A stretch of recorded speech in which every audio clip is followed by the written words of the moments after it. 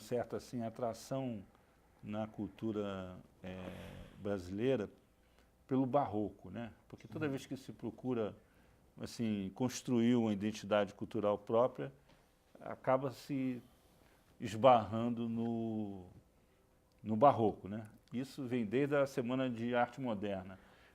Por que essa atração pelo barroco? O que ela te traz, assim, do ponto de vista de um músico preocupado com a cultura brasileira, com a música brasileira, com a produção cultural brasileira? Pode. Pelo seguinte, é uma questão que eu acho muito pertinente, porque uma vez eu estava conversando com o crítico literário, o Fábio Lucas, e ele me chamou a atenção para um aspecto da cultura brasileira que eu não tinha me dado conta e que é verdadeira. Ele dizia, veja, nós somos um país barroco. Nós somos um país ainda barroco. Nós somos um país barroco. E citava como exemplo, e eu sempre me lembro disso, o Euclides da Cunha, que não é barroco, rigorosamente não tem nada a ver com barroco, mas há um barroquismo, digamos assim, entranhado na expressão brasileira. Como é que você vê isso? Aliás, eu quero dizer uma coisa aqui, isso é uma justiça que eu tenho que fazer. O Ennio é um dos poucos artista plástico, ao mesmo tempo jornalista, crítico musical, mas que tem uma noção exata de todas as artes como um todo. Então, e isso que é uma das grandes falhas de muitos artistas brasileiros. Aquele que está na música, entende pouco de artes plásticas, pouco de literatura. O Ennio é uma das poucas pessoas que tem uma noção geral de tudo, o que é muito importante. O que acontece, na minha opinião, com o barroco?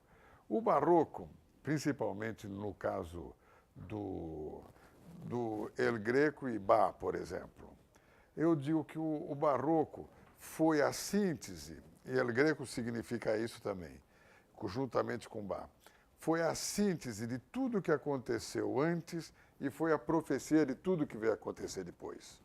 Então, por exemplo, no barroco, você tem uma liberdade que só no romantismo você voltou a ter.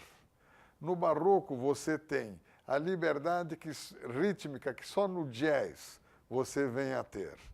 Então, você pega, por exemplo, tudo que acontece hoje no dodecafonismo, você consegue ver numa música de Johann Sebastian Bach.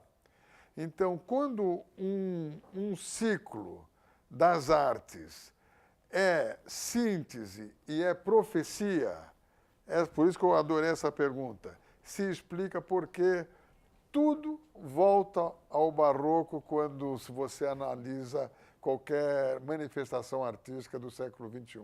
A gente sempre volta ao barroco. É lá que a gente vai encontrar a origem. Sim, mas e o Brasil e o barroco? O Brasil no barroco, quando você pega na Aleijadinho, você pega os nossos compositores da época do barroco, no campo por exemplo, da música no barroco... Villa-Lobos. Se você pegar, por exemplo, uma fuga da Bachiana 7 de Villa-Lobos, é pura música que somente um cara como Johann Sebastian Bach podia fazer. Então, por exemplo, a própria palavra baquiana é uma visão do futuro do Brasil e uma volta ao barroco de Bach. Por isso que são baquianas brasileiras. Então, eu adorei essa pergunta. Sempre a gente volta ao barroco, sempre, para explicar qualquer coisa que acontece hoje. Nós não precisamos voltar ao romantismo. Se você pega, por exemplo, na literatura, Chateaubriand, você pega Lamartine, você vê que veio na sequência para chegar até agora, mas não é a origem. A origem é o barroco. Mas nós vamos ter que fazer um intervalo. Voltamos daqui a pouco com 3-1 aqui na TV Brasil.